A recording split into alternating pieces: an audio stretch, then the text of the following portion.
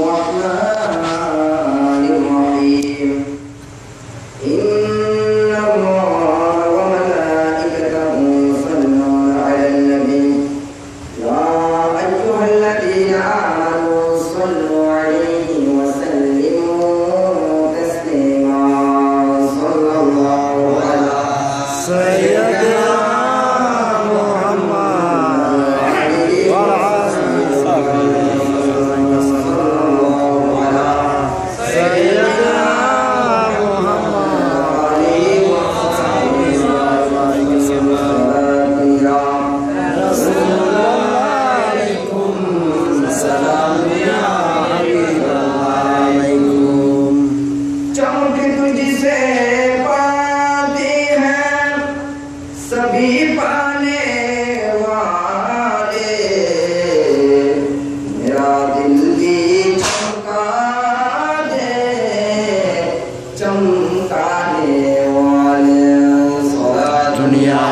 رسول الله عليكم سلام يا حبيب الله عليكم تو زندہ ہے واللہ تو زندہ ہے واللہ یا چشم علم سے چوب جانے والے صلاة یا رسول الله عليكم سلام يا حبيب الله عليكم حبیب کبیر یا تم ہو شفیع یا تم ہو تمہیں جڑ کر کہا جاؤ بتا دو یا رسول اللہ سلام یا رسول الله عليكم سلام يا حبيب الله جس چاہا بے بلا لیا جس جس اپنا بنا لیا یہ بڑے بے کرم کے فیصلے یہ بڑے نصیبوں کی بات ہے بلغ العلا بکمالی خسفت تجا بجمالی حسنت جمیع خصالی صلوا علیہ وآلہ صلوا علیہ وآلہ وإذا قال الله تعالى عز وجل في القرآن المجيد بسم الله الرحمن الرحيم إن أول بيت وضع للناس الذي ببكة مباركا وهدى للعالمين وإذا قال الله تعالى عز وجل ولله على الناس حج البيت من استطاع إليه سبيلا صدق الله مولانا العظيم وصدق رسوله النبي الحبيب الكريم ونحن على ذلك لمن الشاهدين والشاكرين رب صل وسلم وبارك عليه আজকে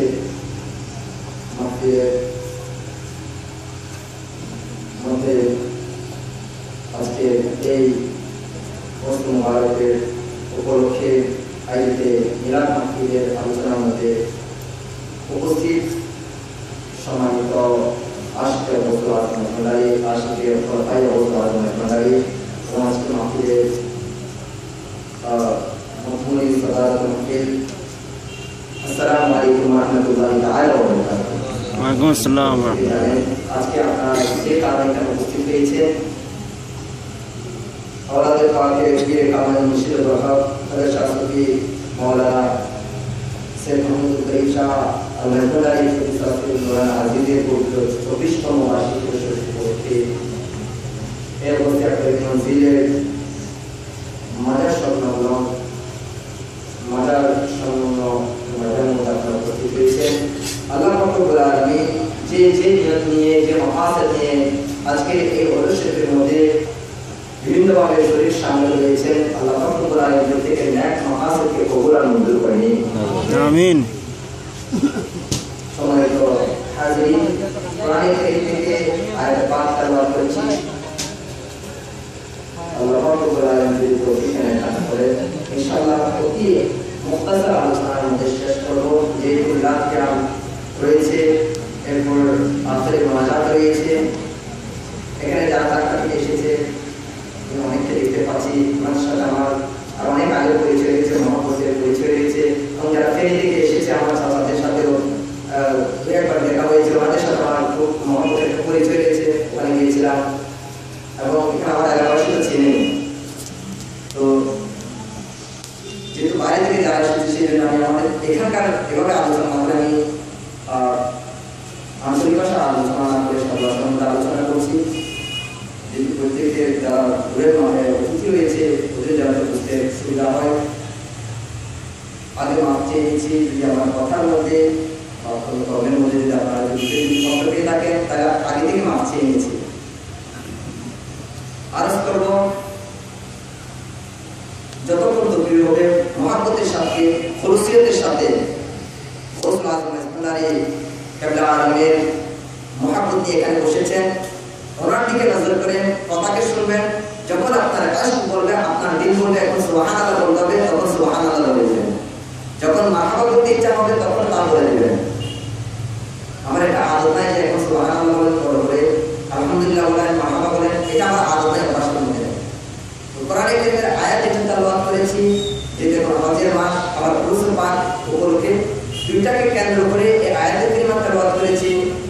আল্লাহ পাক রব্বুল আলামিন যদি তৌফিক দেন ও সাহাবা ইসমাইলের দান যদি নজর করা হয়ে থাকে, যারা উরুসুল পাক অনুষ্ঠিত হচ্ছে ওনারা যদি ফয়জা হয়ে থাকে, ইনশাআল্লাহ আলোচনা করার চেষ্টা করব। সম্মানিত হাজির, যেটা যে আয়াতের কারিমা তেলাওয়াত করেছি, আল্লাহ পাক রব্বুল আলামিন ইরশাদ করেছেন, ইন্না আউয়ালা বাইতিন উদিআ লিন-নাস লাল্লাযী বিবাক্কাতা মুবারাকা ওয়া হুদাল লিল আলামিন। যে মহান রব্বুল আলামিন ইরশাদ করেছেন, ওহে আমার বান্দারা, পৃথিবীর মধ্যে প্রথম বিল্ডিং, পৃথিবীর মধ্যে প্রথম ঘর, প্রথম বিল্ডিং যা নির্মাণ করা হয়েছে এটা কোথায়? লাল্লাযী বিবাক্কা, এটা মক্কার মধ্যে অবস্থিত। সুবহানাল্লাহ সুবহানাল্লাহ। প্রথম করে যেটা আল্লাহ পাক রব্বুল আলামিন নির্মাণ করেছেন, স্থাপন করেছেন, তৈরি করেছেন, এটা কি? মক্কা। মক্কার মধ্যে অবস্থিত খানে কাবাকে আল্লাহ পাক রব্বুল আলামিন প্রথম কি করেছেন? নির্মাণ করেছেন। এবং মুবারাকা যে ঘর নির্মাণ করেছেন এটা মুবারকময়। ওয়া হুদাল লিল আলামিন, আবার এটা মানুষের জন্য, সমস্ত আলামিনের জন্য, জগতের জন্য এটা হেদায়েতের একটা জরিয়া। কেন এই আয়াত তেলাওয়াত করলাম? আল্লাহ পাক রব্বুল আলামিন ইরশাদ করেছেন যে আমি প্রথম ঘর নির্মাণ করেছি খানে কাবা। হঠাৎ করে প্রথম নির্মাণ করেছি, প্রথম শব্দটা কেন আল্লাহ পাক এখানে উল্লেখ করলেন? যখন আল্লাহর হাবিব সাল্লাল্লাহু আলাইহি ওয়াসাল্লাম বাইতুল মুকাদ্দাসের দিকে নামাজ পড়েছিলেন, নামাজ পড়ার পরকালে একসময় ইচ্ছা হলো, আসমানের দিকে তাকালেন আল্লাহর হাবিব। আসমানের দিকে তাকানোর পর দিনের মধ্যে ইচ্ছা হলো যে আমি বাইতুল মুকাদ্দাসের দিকে আর কিবলা করব না, এখন কিবলা করব খানে কাবার দিকে। সুবহানাল্লাহ। আল্লাহর হাবিব দিনের মধ্যে কথাটা নিয়ে আসলেন। এটা নিয়ে আসতে দিনের মধ্যে আসাটা দেরি। রাসূল পাক আসমানের দিকে তাকালেন, নামাজের জন্য বাইতুল মুকাদ্দাসের দিকে ফিরে দাঁড়ালেন। যখন নামাজ পড়ার জন্য দাঁড়িয়ে গেলেন বাইতুল মুকাদ্দাসের দিকে, তখন আল্লাহ পাক রব্বুল আলামিন দিকে বললেন, হে জিবরাইল যাও, আমার হাবিব আমার দিকে তাকালো, কেন তাকিয়েছে এটা আমি বুঝে গিয়েছি, এটা আমার জানা হয়ে গিয়েছে, এটা আমার জানা আছে। জিবরাইল যাও তাড়াতাড়ি আমার হাবিবকে বলে দাও, হাবিবের অন্তর কলব যেদিক দিয়ে কিবলা করতে চায় ওদিক দিয়ে যাতে কিবলা করে দেবে। সুবহানাল্লাহ। মসজিদে কিবলা টাইম যাকে বলা হয়, অর্থাৎ দুই কিবলা। রাসূল পাক দাঁড়ালেন বাইতুল মুকাদ্দাসের দিকে ফিরে নামাজ পড়ার জন্য। হঠাৎ দুই রাকাত নামাজ পড়ার পর জিবরাইল আমিন আসলেন, আসার পর বললেন, ইয়া রাসূলুল্লাহ, আল্লাহ তাআলা বলে দিয়েছেন আপনার কলব যেদিক দিয়ে কিবলা করতে চাই ওদিক দিয়ে কিবলা করার জন্য। রাসূল পাক দুই রাকাত নামাজ পড়ে বাকি দুই রাকাত হয়তো এটা যোহরের নামাজ অথবা এটা আসরের নামাজ, দুই রাকাত বাকি দুই রাকাত পড়লেন খানে কাবার দিকে ফিরে। যখন খানে কাবা যখন কিবলা হয়ে গেল, আল্লাহর হাবিব চাইলেন আমি বাইতুল মুকাদ্দাসকে আর কিবলা করব না, এখন কিবলা হবে খানে কাবা। রাসূল চেয়েছেন, আল্লাহ কবুল করে নিয়েছেন। সুবহানাল্লাহ। দেখেন একটা শরীরের একটা কাজ মাসালা করার জন্য, একটা মাসালা নির্মাণ করার জন্য, একটা মাসালাকে শরীরের মধ্যে উপস্থাপন করার জন্য শরীরের কাজে ওনার ক্ষমতায় ব্যবহার করতে হবে। যে আমি ইচ্ছা হলে মাসালা যেমন তেমন করা যায় না, শরীরকে আমার যেমন ইচ্ছা আমি তেমন ভাবে চলাতে পারবো না। শরীর বলেছে উসুল পাক করতে হবে এই ধরনের, ওটাই আমাকে করতে হবে। আমি শরীরের বাইরে উঠতে বাকি করতে পারবো না। শরীর বলেছে নামাজ এভাবে করতে হবে, আমাকে ওইভাবে করতে হবে। যদি আমি ওভাবে না করি তাহলে আমি কি শরীরের মধ্যে থাকবো? নিশ্চয় না। এখন রসুলের ক্ষমতা দেখেন, খোদা আগে কেবলা করে দিয়েছেন বাইতুল মুকাদ্দাসকে। রাসূল আসমানের দিকে তাকালেন, তিনি বলতেছে বাইতুল মুকাদ্দাস নয়, খানে কাবা হবে আমার কেবলা। তখন খোদা বলেন, রাসূল আপনি চেয়েছেন আমি কবুল করে নিয়েছি। সুবহানাল্লাহ। এটাকে বলা হয় ইখতিয়ার, ক্ষমতা। আমার রাসূল মুখতারিকুল, রাসূলের ক্ষমতার মধ্যে রয়েছে, রাসূল যখন যা চায় তা পারেন। সুবহানাল্লাহ। আর ওনারা বলেন, ওনারা কারা? সুন্নি যারা রয়েছে আর কি, যারা দেওবন্দি জামাতি ওহাবি যারা রয়েছেন, ওনারা বলেন আমার রাসূল যা চায় তা পারে না। এখন আমার রাসূল চেয়েছেন কেবলাকে পরিবর্তন করার জন্য, পেরেছে? আমার কথা নাকি হাদিসের কথা? এই কোরআনে কারিমের মধ্যে যখন কেবলাকে বলা হলো খানে কাবার দিকে, তখন ইহুদি কাফেররা কথা বলল খানে কাবা এটা হলো নতুন একটা ঘর, এটা নতুন একটা কেবলা, কিন্তু বাইতুল মুকাদ্দাস খানে কাবা আগে হয়েছে, এটা অনেক আজমত রয়েছে। এই কথা যখন বলা শুরু করলো, আল্লাহ পাক রব্বুল আলামিন জিবরাইলকে বলেন, হে জিবরাইল যাও আমার হাবিবকে বলে দাও দুনিয়াবাসীকে ঘোষণা করার জন্য বাইতুল মুকাদ্দাস আগে নয়, ইন্না আওয়ালা বাইতিন উদিআ লিন-নাস লাল্লাযী বিবাক্কা, বরঞ্চ বাইতুল মুকাদ্দাসের অনেক অনেক আগে এখানে কাবা আমি নির্মাণ করেছি। সুবহানাল্লাহ। বাইতুল মুকাদ্দাস হওয়ার 2000 বছর আগে নির্মাণ করেছে, কেউ বলেছেন 200 বছর আগে নির্মাণ করেছে, কেউ বলেছেন বাইতুল মুকাদ্দাসের 40 বছর আগে এখানে কাবা নির্মাণ করা হয়েছে। প্রথম নির্মাণ করেছে ফেরেশতারা, প্রথম কারা? ফেরেশতারা। ফেরেশতাদের পর খানে কাবাকে জমিনের মধ্যে সে ফেরেশতারা নির্মাণ করলো। এরপর হযরত আদম সফিউল্লাহ দ্বিতীয়বার নির্মাণ করলেন। নির্মাণ করার পর আবার নির্মাণ করলেন হযরত শীশ আলাইহিস সালাম। তিনবার যখন নির্মাণ করলো, নূহ আলাইহিস সালামের প্লাবন আসলো, প্লাবনের মধ্যে খানে কাবা ধ্বংস, বিভিন্নভাবে ধ্বংসযজ্ঞ হলো, বিভিন্নভাবে আহত হলো, বিভিন্নভাবে আঘাত হানলো। এই যে নূহ আলাইহিস সালামের যে একটা প্লাবন হলো, তুফান হলো, খানে কাবা অনেকভাবে বিধ্বস্ত হলো।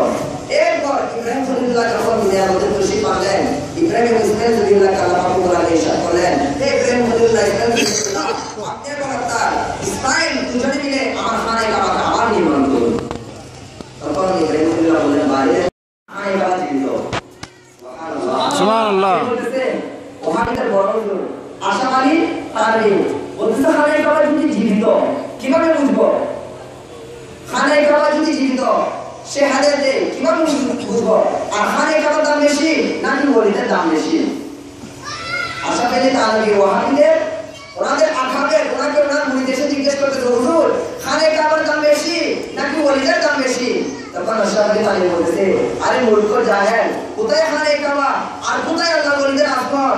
আরে হাদিস শরীফের মধ্যে আল্লাহ রাসূল ইরশাদ করেছেন, ওয়াল্লাযী নাফসু বিয়াদিহি ওয়াল্লাযী নাফসু মুহাম্মাদিন বিয়াদিহি, খোদার শপথ করে বলছি যে খোদার কুদরতের মধ্যে আমি রাসূলের জান, আমার রাসূলের নফসের যে খোদার কুদরতের মধ্যে রয়ে গেছে, যে লা হুররাতুল মুমিনি আযামুন ইনদাল্লাহি মিনকা, যে আরে হে আমার মুরিদারা জেনে রাখো, রাসূল ইরশাদ করেছেন একজন মুমিনের মর্তবা খোদার কাছে এতই আজমত কিসের চাইতে? খানে কাবার চাইতে কোটি কোটি গুণ বেশি আজমত ওয়ালা। সুবহানাল্লাহ। কার আজমত? একজন মুমিনের আজমত, লা হুররাতুল মুমিনি আযামু ইনদাল্লাহ, খোদার কাছে আজমত এতই দামি একজন মুমিনের। ও মিনকা কিসের চাইতে? খানে কাবার চাইতে বেশি হুরমত ওয়ালা একজন মুমিনের দাম। এটা কি আমার কথা নাকি হাদিসের কথা? হাদিসটা কোথায় পাবেন? হাদিসটা কোথায় পাবেন? যেটা আশাবাদী তানবী বর্ণনা করতেছে। তো ওই মুরিদ বলছে যে হুজুর যদি খানে কাবার চাইতে যদি মুমিনের আজমত শাহাবত যদি বেশি হয়ে থাকে, তাহলে মানুষ খানে কাবার তাওয়াফ করতে যায়, আর খানে কাবার তাওয়াফ করতে যায়, ওলিদের তাওয়াফ করতে কেন আসে না?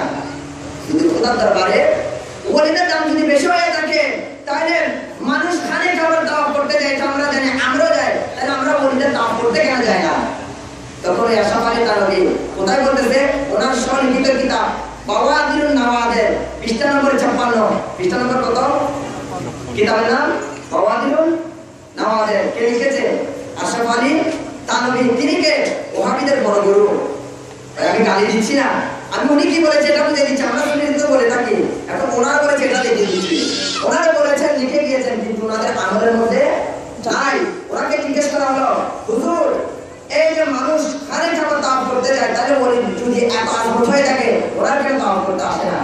তখন বলছে আরে পাগল খানে কামান দাওয়াত করতে যে এটা ফরজিয়ত ইবাদত সেজন্য ফরজ আদায় করার জন্য খানে কামান দাওয়াত করতে যে কিসের জন্য ফরজ আদায় করার জন্য আর খুদ খানে কামান চলে আসে ওলিদের দাওয়াত করার জন্য সুবহানাল্লাহ খানে কামান চলে আসে কার দাওয়াত করার জন্য তখন আশাবাদী তালিমকে ভালো করে বললেন হুজুর দলিল কি দলিল ছাড়া মানবো না তখন ওই আশাবাদী তালিমের উপর দিচ্ছে আরে মেরাজের ঘটনা দেখো মেরাজ থেকে যখন রাসূলের পাক চলে আসলেন জমিনের মধ্যে বললেন সকালে আমি গতকাল রাতে মেরাজের মধ্যে গিয়েছি এ আমার সাহাবীরা শুনো আমি মেরাজের মধ্যে গিয়েছি এটা দেখেছি হায়াত থেকে বাইতুল মুকাদ্দাস দেখেছি সুবহানাল্লাযী আসরা বিআবদিহি লাইলাম মিনাল মাসজিদিল হারামি ইলাল মাসজিদিল আকসা হারাম থেকে আকসা গিয়েছি এরপর প্রথম আসমান দ্বিতীয় আসমান চতুর্থ আসমান এভাবে করতে লামকান পর্যন্ত গিয়েছি আবু জাহেল উতবা সাহেবা আমরা হাত ধরলেন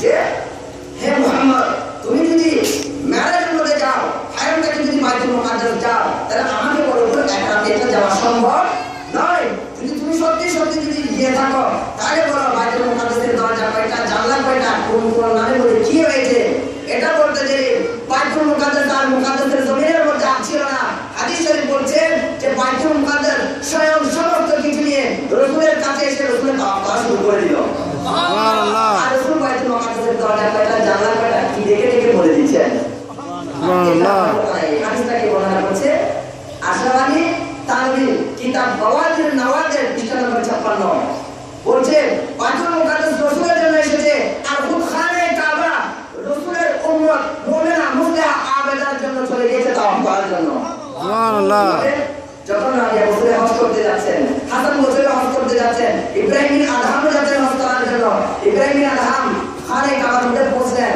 নবী হাসান বসরি পৌঁছে গেল খানে কাবাকে তালাশ করা শুরু করলো ঘিরে আরবের জমিনের মধ্যে আসলাম খানে কাবা কোথায় দরবারের মধ্যে চিন্তায় পড়ে গেলাম আই বারে এই তোমার খানে কাবা তাওয়াফের জন্য আসলাম ইবাদতের জন্য আসলাম হজের জন্য আসলাম খানে কাবা কোথায় গেল খানে কাবাকে তো পাচ্ছি না তখন আল্লাহ পাক বলেন গায়েব থেকে আওয়াজ আসতেছে রাবিয়া বলে Hasan Basri I Ibrahim bin Adham তোমরা তো এসেছো কিন্তু আমার একজন মুমিনা মুসলিমা আবেদ আমার একজন বান্দি এত মহব্বত নিয়ে আমার তাওয়াফের জন্য আসতেছে খানে কাবার জিয়ারতের জন্য আসতেছে তোমরা তো চলে এসেছো কিন্তু আমার ভাই রাবিয়া বসরি এত মহব্বত নিয়ে আসতেছে যে আমার খানে কাবা এখানে থাকতে পারতেছে না তার সামনে খানে কাবা বলছে হে রাবিয়া বসরি তোমার আসার দরকার নেই খুব আমি খানে কাবা চলে যাব তোমার তাওয়াফের জন্য সুবহানাল্লাহ রাবিয়া বসরি শত মাইল দূরে ছিল হাজার মাইল দূরে ছিল খানে কাবাকে এখানে খুঁজে পাওয়া যাচ্ছে না খানে কাবা কোথায় রাবিয়া বসরি তাওয়াফের জন্য চলে গিয়েছে ভাই আমার কথা বলতেছি আমি আশরাফি তানভীর কিতাবের রেফারেন্স দিচ্ছি আর আমার ওই ভাইরা বলে কাঠ মিস্ত্রি কি মিস্ত্রি কারখানার মিস্ত্রি রাজমিস্ত্রি সিএনজি ড্রাইভার নতুন ধর্ম প্রচার করতে যেখানে এসে আউলিয়া কেরামের ওখানে যাওয়া শিরক আউলিয়া কেরামের ওদিকে যাওয়া যাবে না জিয়ারত কবরের দিকে ফিরে করা যাবে না পশ্চিম দিকে মোনাজাতের সময় দাঁড়িয়ে যেতে হবে নাউজুবিল্লাহ বলুন না নতুন ধর্ম এখানে প্রচার করতেছে আরেকটা গোসল আজমানের জমিন শুধু রাবিয়া বসরি নয় রাবিয়া বসরির তবকাতু কেমন গোসল আজমানের তবকা একটু বলবো জি গোসল আজমানের তবকা আরে রাসূল রাবিয়া বসরি তো এতটুকু বললাম যখন আল্লাহর হাবিব মেরাজের মধ্যে চলে যাচ্ছেন মেরাজের মধ্যে সিদরা যখন স্টপ সিদরার পর যখন আল্লাহর হাবিব আবার রওনা দিলেন রকম বেশে সরকারে বসে ভুটান চলে আসলেন সরকারে বসে ভুটান রকম বেশে চলে আসার পর সরকারে বসে ভুটান নিচ্ছে সরকারে জাহানকে বসে পাক তার কাঁধের মধ্যে কদমকে রসুল পাকের কদমকে নিয়ে চলে যাচ্ছে মেরাজের মধ্যে লামখানে যাবে কিছু যাওয়ার পর রসুল পাক বললেন আয় হযরত তেহরু একটু দাঁড়াও কিছু দূর যাওয়ার পর সিদরার পর কয়েক আলম আছে যাওয়ার পর সরকারে বসে ভুটান ওই রকমটা বলে একটু দাঁড়িয়ে যাও তখন দেখা গেল আরেকটা সূরত আরেকটা চাদর দেখতে পেলেন যাকে মুখায়ে নূর বলা হয় যাকে মুখায়ে নূর জুলুম বলা হয় চাদরকে চাদরের একটা জিনিস দেখতে পেলেন ওই চাদর সরকারে বসে ভুটান আল্লাহকে হাবিবের মাথার উপরে ব্যবহার করে দিলেন চাদর আল্লাহর কাছে মাথার উপরে ব্যবহার করলেন ধরার পর আবার যাওয়া শুরু করলো যেতে যেতে যখন আল্লাহ পাক অর্ডার করলেন দাঁড়া যে আসো আমার নিকটে আসো এটা মেরাজের কথা বলছি দাঁড়া আমার কাছে আসো কাছে কিভাবে খোদার যত সিফত ছিল আসমাউল হুসনার যত সিফত ছিল ওই দানার মধ্যে ওটা শামিল হয়ে গেল সুবহানাল্লাহ খোদা হাইয়ুন কাইয়ুম। তারা যখন বললেন রাসূলের পাকের সাথে রফরফ ছিল, ওই মুখায় নূর ছিল, রাসূলের পাক ওই হাইয়ুন কাইয়ুম রাজ্জাক সামিম বাসির সমস্ত আসমানি সিফাতের মধ্যে সিফাতের মধ্যে আল্লাহর হাবিব আবৃত হয়ে গেলেন। রাসূলের পাকের সাথে জুমুর রফরফ ছিল, এগুলো আবৃত হয়ে গেল। তখন খোদার শান হলো রহমান রহিম, রাসূলের পাকের শান হয়ে গেল রহমান রহিম। খোদার শান ছিল রাজ্জাক, ওই জুমুরের শান হয়ে গেল রাজ্জাক। খোদার শান ছিল হাইয়ুন কাইয়ুম, ওই রফরফের শান হয়ে গেল হাইয়ুন কাইয়ুম। সুবহানাল্লাহ। আমার খোদা বলেন ফাতাল্লাহ, খোদা আসতেছেন এটা ফেরেন। খোদার কুদরতের মধ্যে যত কাজ হয়েছে, খোদার যত ক্ষমতা রয়েছে, কুদরতের সমস্ত ক্ষমতার মালিক আমার রাসূল হয়ে গেল।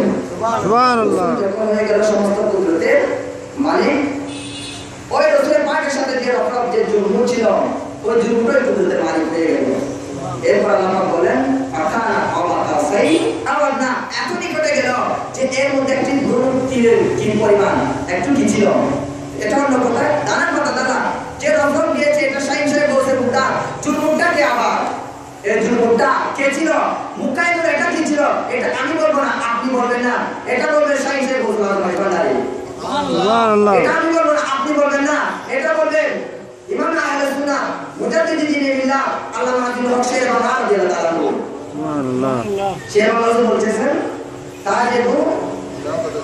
তাজে তু বুদা বুদুতে সরওয়ারে পয়গম্বরা একনা হাদা বরসরেশা আহমদুল্লাহ বেগুনা রাসূলের পাক এর যে দুটি তার ছিল, নারে তাকবীর আল্লাহু আকবার, নারে তাকবীর আল্লাহু আকবার, নারে ইসরার ইয়া রাসূলুল্লাহ, নারে গৌসিয়া ইয়া রাসূলুল্লাহ, ওসরা তুমি জোড়াই জিন্দাবাদ জিন্দাবাদ। যে মাহফিলের মধ্যে সাথে মাহফিলের মধ্যমণি হুজুর কেবলা মোহাম্মদ শফিউল আলম শফিউল ইসলাম মাদাদুল আলম উপস্থিত হয়েছেন, এর সাথে সাথে উপস্থিত হয়েছেন আজকের মাহফিলের অন্যতম ওই জুমুর মুখায় রোগটা কি ছিল, এটা মুজাদ্দিদ দ্বীনে মিল্লাহ আল্লামা মাজিদুল হক শেখ রাহমাতুল্লাহ বলছেন যে রাসূলের পাকের দুটি তাজ ছিল, একটি শাইন শেখ বসে মুক্তাদের মাথার মধ্যে দিয়েছেন, আরেকটি শাইন শেখ বসে মাইবানের মাথার মধ্যে দিয়েছেন। সুবহানাল্লাহ। আর শাইন শেখ বসে মাইবানের খুব নিজে বলছেন যে রাসূলের পাকের দুটি তাজের মধ্যে একটি আমার ভাই পীর আব্দুল কাদের জিলানী হুজুরের মাথায় দিয়েছেন, আরেকটি আমি আহমদুল্লাহ মেহমানের কেবলা আলমের মাথার মধ্যে দিয়েছেন। সুবহানাল্লাহ। রাসূলের পাক বুঝাচ্ছে এখানে যে জুমুর এটা আর কেউ নয়, এটা শাইন শেখ বসে মাইবানের। সুবহানাল্লাহ। রাসূলের আযমত হলো হাইয়ুন কাইয়ুম কাদের রহমান রহিম। খোদার একটা সিফাত, রাসূলের একটা সিফাত, রাসূলের একটা শান, এটা বলতে মুক্তাদের শান, এটা বলতে ভান্ডারের শান। সুবহানাল্লাহ। এজন্য বলছে যে আওয়ালে আখিরে তুমি, জাহিরে বাতিন তুমি, তুমি হে নূরের জগা সারা জগৎ ভুবন, তুমি হর্তা তুমি কর্তা, তুমি হর্তা তুমি কর্তা। তারপর করামাদির কাণ্ড রক্ষা প্রিয় বলছেন যে উনি আওয়াল আখির কিভাবে হলেন, জাহির বাতিন কিভাবে হলেন, এটা ওই অধীনে রাজগণ। তো আশাবাদী তালবের কাছে জিজ্ঞেস করা হলো রাবিয়া রাসূলের আজমত যদি এটা হয়, ও যে তার আজমত কেমন হবে? তখন বলছেন মহান সম্পর্কে বলছেন আল্লাহকে হাবিবের যে বাইজিদ বুস্তামি একটি কল বললেন যে আশাবাদী তান বলছেন যে বাইজিদ বুস্তামির কাছে একজন জিজ্ঞেস করলেন হুজুর মহান নবুয়তকে আর মাকামের বেলায় কি? তখন সে হযরত বাইজিদ বুস্তামি বলছেন যে মাকামে আমে মুমিনানা নিহায়াত, মাকামে গালায়াতরা বেদায়াত। যেখানে মুমিনের আজমত শেষ হয়ে যায়, ওখান থেকে মাকামে গালায়াতের আজমত শুরু হয়ে যায়। আর যেখানে মাকামে গালায়াতরা নিহায়াত, মাকামে গৌসিয়াতরা বেদায়াত, যেখানে মাকামে গালায়াত শেষ হয়ে যায়, ওখানে মাকামে গৌসিয়াত শুরু হয়ে যায়। সুবহানাল্লাহ। এই হলো মাকামে গৌসিয়াত। যে আল্লাহ বলেছেন যে হুদাল্লিল আলামিন, যখন হুদাল্লিল আলামিন খানে কামা হয়ে গেল, তাহলে রাসূল হুদাল্লিল আরসালনাকা রাহমাতাল লিল আলামিন আর হুদাল্লিল আলামিন, যেটা কোরআন দ্বারা আমি বলেছিলাম। তো আল্লাহ পাক রব্বুল আলামিন আমাদের প্রত্যেককে বোঝার তৌফিক দান করুন। আমাদের আলোচনা আমরা শুনবো, এটা তো আমি জাস্ট শুধুমাত্র সবক দিয়েছি। তো বলবো যারা বলে মাজারে যাওয়া যাবে না, আরে মাজারে শুধু তাই নয়, যে বলে যে মাজারে চুমু কেন দেয়, আরে হাজির আসল যেটা খানে কামার মধ্যে সম্পৃক্ত করে দেওয়া হয়েছে, এই হাজির আসল ছিল একজন ফেরেশতা। আদম আলাইহিস সালাম যখন জান্নাতের মধ্যে ছিল, ইবলিস চেয়েছিল মানব জান্নাতের মধ্যে ঢুকতে পারে নাই, কারণ দারোয়ান ছিল ফেরেশতা, দারোয়ান বেশি দাঁড়িয়েছিল। আদম আলাইহিস সালাম না ওই জান্নাতের মধ্যে ইবলিস ঢুকলো যে কোন মতে একজন ফেরেশতার অসতর্কতার কারণে। এটা মুক্তার কুদরত। এই কিতাবের মধ্যে পড়লাম যে যখন ওই ইবলিস ঢুকে গেল, আদম আলাইহিস সালাম জান্নাত থেকে বের হয়ে জমিনের মধ্যে তশরিফ আনলেন। তশরিফ আনার পর আল্লাহ পাক বললেন, এই দারওয়ান এই দায়িত্বের মধ্যে কোন ফেরেশতা ছিল? যে ফেরেশতা ছিল তাকে ডাকা হলো। তাকে বলল, তোমার যে কি হয়েছে অসতর্কতার কারণে এই ভুল হয়েছে, তোকে কি বলা যাবে? তখন ওই ইবলিস একটা ওখানে চ্যালেঞ্জ করেছিল, লাউলিয়াকাহু আইমাইন ইল্লা ইবাদাকা মিনহুমুল মুখলাসিন। আই বাড়ি নাই, আমি তো জান্নাতে ঢুকে গিয়েছি, তোমার যত বনি আদম রয়েছে এদের সবাইকে আমি কি করবো? বস্ত্রতার মধ্যে নিয়ে যাব, গুনাহগার করে দেব। ইল্লা ইবাদাকা মিনহুমুল মুখলাসিন। আজকে যাদের উলট পান হচ্ছে মুখলাসিন, মুখলিসিন যাদের উলট হচ্ছে, যে আউলিয়াকে উলট করা হচ্ছে তাদেরকে মুখলাসিন বলা হয়। ইবলিস বলছে, আমি সবাইকে ধোঁকা দিতে পারবো, কিন্তু যারা তোমার প্রিয় বান্দা রয়েছে, ওলি রয়েছে, তাদেরকে আমি ধোঁকা দিতে পারবো না। ইবলিস ওখানে সারেন্ডার করেছে। আর কিছু এখানে কাঠমিস্ত্রি, রাজমিস্ত্রি, কামারদার মিস্ত্রি ওনারা ওলিদের নামে প্রযুক্তি করা শুরু করে দিয়েছে। বুঝার তৌফিক দান করুন। যেখানে শয়তান পেট মেরেছে, ওনারা কি ওখানে পাস করতে পারবে? নিশ্চয় না, বেশি দূর নয়, ধ্বংস করে দিবে। যখন গাহারিয়াতের জলপা যখন চলে আসবে, ধ্বংস করে দিবে। তো বলছিলাম, ওই ফেরেশতাকে বের করে যখন ফেরেশতাকে ঢিলি দেওয়া হলো, খানে কাবার মধ্যে হাজার আসওয়াদের বেশি পাথর করে দেওয়া হলো। এত রোশন ছিল, এত রৌনক ছিল, প্রত্যেকে নিজেদের গুনাহকে মাফ করার জন্য হাজার আসওয়াদকে যখন চুমবে, নিজে পবিত্র হয়ে যায়, হাজার আসওয়াদ একটু কালো হয়ে যায়। এবার প্রত্যেক গুনাহগার, প্রত্যেক বান্দা চুমু দিতে দিতে দিতে নিজেদের গুনাহকে হাজার আসওয়াদ টেনে নিল। টেনে নেওয়ার পর হাজার আসওয়াদ কালো হয়ে গিয়েছে, আর মানুষের অন্তরে একটা রোশন হয়ে গিয়েছে। সুবহানাল্লাহ। তাদেরকে চুমু দিতে পারে হাতে গিয়ে, আর রসুলকে রসুল দেওয়া গিয়ে একটু কথা বুঝতে পারা যাচ্ছে না, চুমু দেওয়া যাচ্ছে, একটা সিঁড়ি পড়ে যাচ্ছে।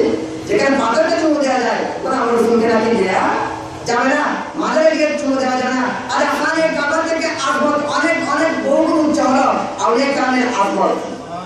সুবহানাল্লাহ। আসলকে যদি চুমু দেওয়া যায়, ওলিদেরকে চুমু দেওয়া যায়, থাকবে না? অবশ্যই। ওদের তৌফিক দান করুন। এটা আমার কথা নাকি রসুলের কথা? হাদিসের মধ্যে হাদিস আমাদের আসতে হয়েছে। আল্লাহ পাক বলেন, আমাদের প্রত্যেকের মকাসেদ, আমাদের প্রত্যেকের আজকে এখানে আসা যাওয়া